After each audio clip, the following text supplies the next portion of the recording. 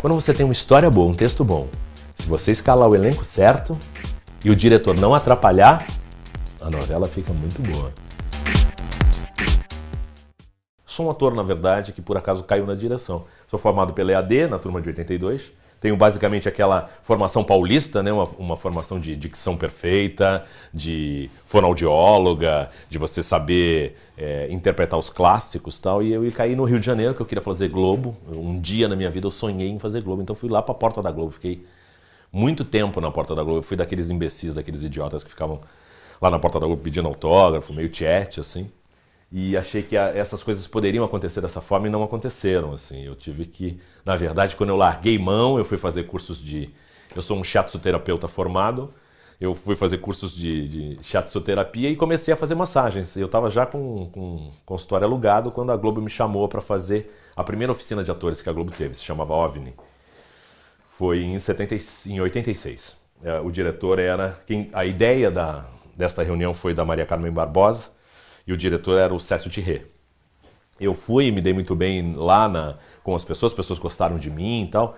Teve uma passagem hilária, porque quando eles conseguiram me encontrar, a Maria Carmen Barbosa me disse assim: Flávio, caramba! Eu tinha feito umas pontas na antiga Manchete, uma semana antes, eles tinham me visto e me localizado. Eu falei assim: Flávio, caramba, a gente está procurando você há tanto tempo. Foi muito engraçado, porque ela me chamou para fazer essa oficina, eu entrei lá para fazer a oficina, o Cécio gostou muito de mim, e teve um momento onde o ator vive uma vida mais ou menos parecida com...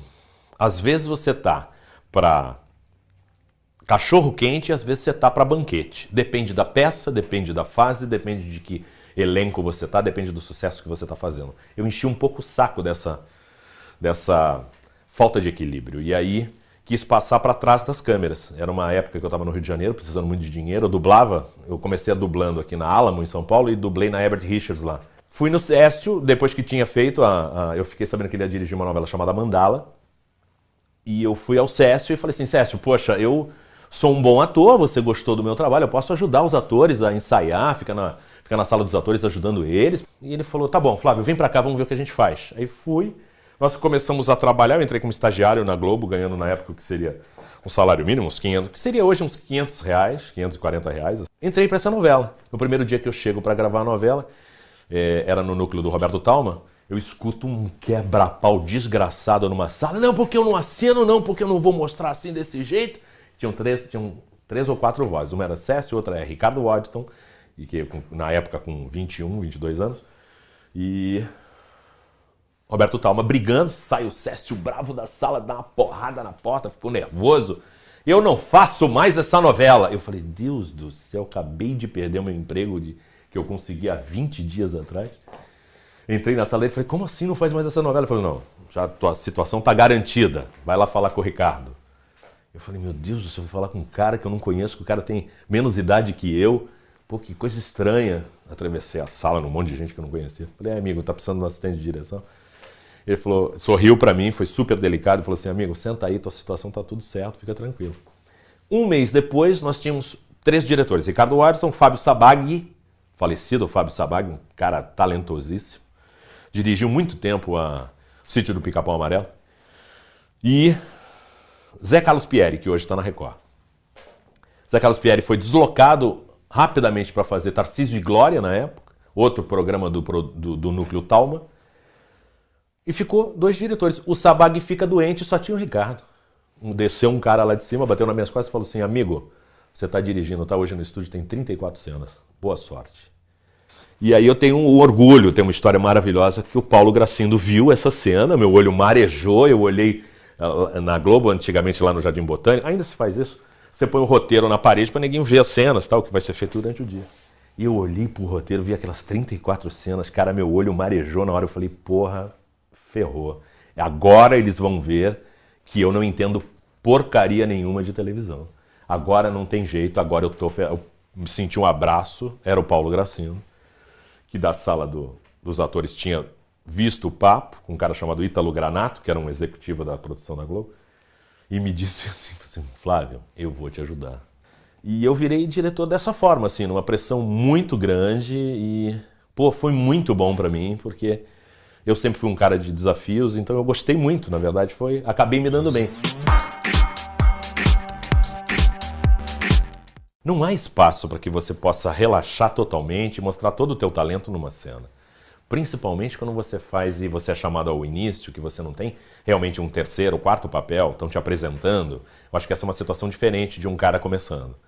A maioria das situações que você pega com um cara começando é uma ponta. O cara vai lá fazer uma cena. E esse cara, ele chega, às vezes com muito talento. Quando ele é mais maduro, ele consegue lidar com esta emoção de uma forma diferente e separar as duas emoções. Separar a emoção que o ator está vivendo e a emoção da personagem. Normalmente, o que acontece com a gente é tentar acalmar. A gente não consegue nem dirigir uma pessoa assim. A pessoa está muito nervosa na maioria das vezes. Volto a te dizer, quando o cara é maduro, ele, por causa da sua idade, ele consegue lidar um pouco mais com a separação, embora ainda fique nervoso. Mas muitas vezes eu peguei gente que não conseguia dar o texto e nitidamente você sabe que era um texto que a pessoa poderia ler e decorar facilmente. Provavelmente ela até decorou, provavelmente ela até veio fazendo no táxi, no carro, estava fazendo na sala de atores, mas aí entrou o Tony Ramos, entrou o Tarcísio, entrou a Glória, entrou o cara, entrou a câmera, entrou a luz, o cara... esta falta de exercício, estar dentro de um estúdio como a gente está aqui, sob a luz, a câmera apontando, atirando para você. Esta hora de voo vai fazer com que o voo fique mais tranquilo. Então, quanto mais você consegue estar nessa situação, por isso que eu sou um pouco contra os cursos, que você vai lá e só grava ceninhas. Eu acho que os cursos têm que ter esta pressão. Tem que ter outros técnicos, tem que ter outras pessoas que não é o professor que está dando a aula, tem que ter a luz, tem que ter a câmera atirando, você tem que ter um clima que force o cara a tentar se expor. Porque a profissão do danado, a gente é chamado a poder se revelar em público. Essa é a nossa profissão, nós temos que ter a capacidade de mostrar momentos íntimos para milhões de pessoas. Isso é muito difícil, pô. Não é qualquer um que consegue. Eu chamo muito a indústria da arte do reflexo. Você tem que ter repertório, como o bailarino, né? O bailarino ensaia e treina para ter repertório.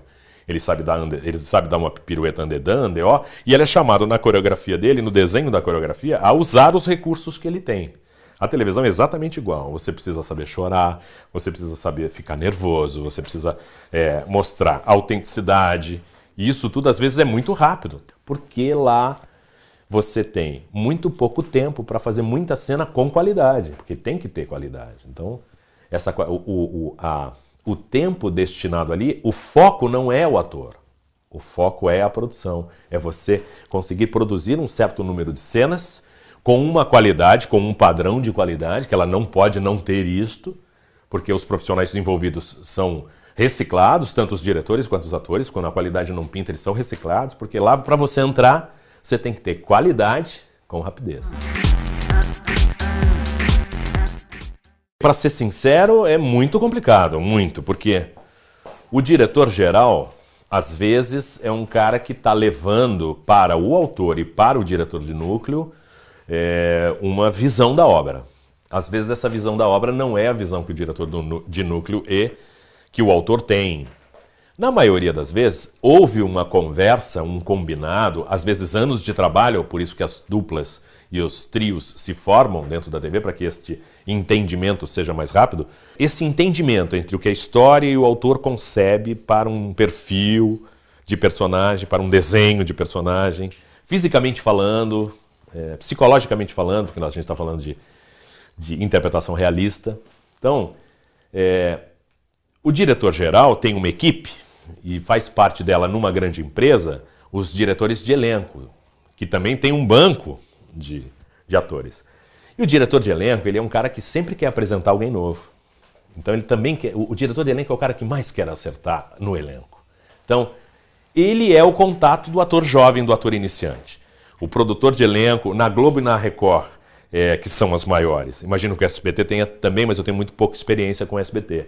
Mas aqueles cadastros que você faz, aquele tipo de acompanhamento, muita gente fica descrente porque nunca é chamado, nunca fez um teste, nunca vai entrar, fica descrente de que isso não é visto, de que isso não é visitado. E é uma mentira. Todos eles sempre vão ali. Às vezes o cara conhece tanto aquilo que ele nem vai porque ele sabe que não tem aquilo que ele precisa.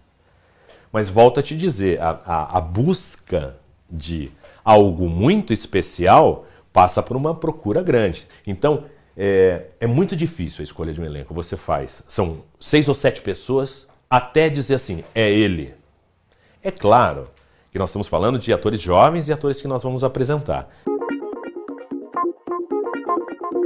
Basicamente, você tem conversas e reuniões dos núcleos para falar de que forma você pensa aquela família, de que forma você pensa aquele casal, de que forma você pensa os personagens protagonistas. E isso está embasado no que você sente, no olhar que você tem do que foi escrito na sinopse, nos capítulos, do que está escrito e nas conversas que você já teve com o teu autor também, né? Então, muitas vezes o autor participa dessas conversas, é bom quando ele participa. E as construções vão acontecendo, mesmo as mudanças de caminho, porque como a obra é aberta, às vezes o público não gosta da direção. A direção em que o personagem foi. O autor é o primeiro a sentir isso, às vezes até antes do que o diretor. E pede uma mudança, e essa mudança sempre é conversada, porque o ator tem que trabalhar com muita coisa em aberto. É muito difícil para o ator, porque a gente gosta de defender o personagem, a gente gosta de separar as coisas, a gente gosta de, né? Principalmente se você concebeu um caminho, uma direção, e aí do nada o público fala assim, nananina.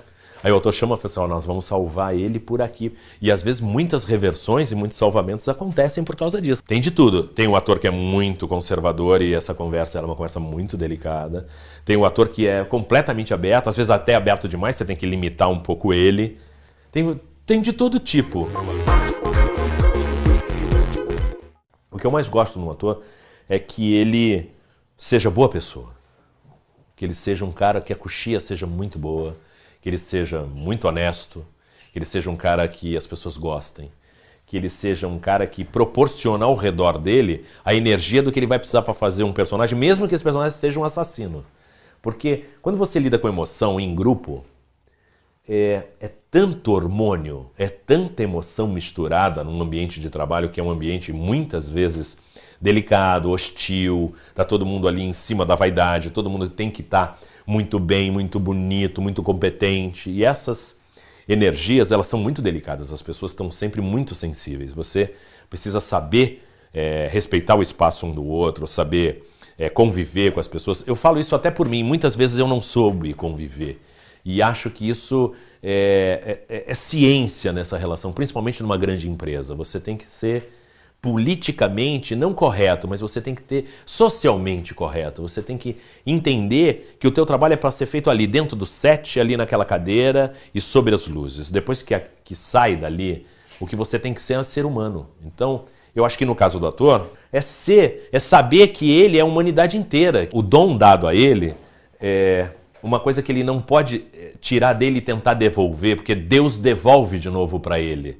Então, ele tem que respeitar isso. Muitas vezes, em muitas gerações, os atores eram considerados burros. Os diretores os viam dessa forma. E estou falando aí de 20, 30, 40. A gente tem falas célebres até de Hitchcock, até de gente muito importante, muito inteligente, né? Falando que dá para falar número só, como Fellini, dá para falar que ator é gado. Essas frases que ficaram um pouco cotidianas e assim um pouco corriqueiras, um pouco míticas dentro do ambiente eram verdade, né? Os atores não eram considerados. E hoje eu acho que a interpretação moderna passa por você ser uma pessoa melhor. Se você conseguir se emocionar com as coisas da sua vida, do seu jeito, acho que você vai ter esse repertório que é tão necessário à vida da TV, que é uma arte de reflexo.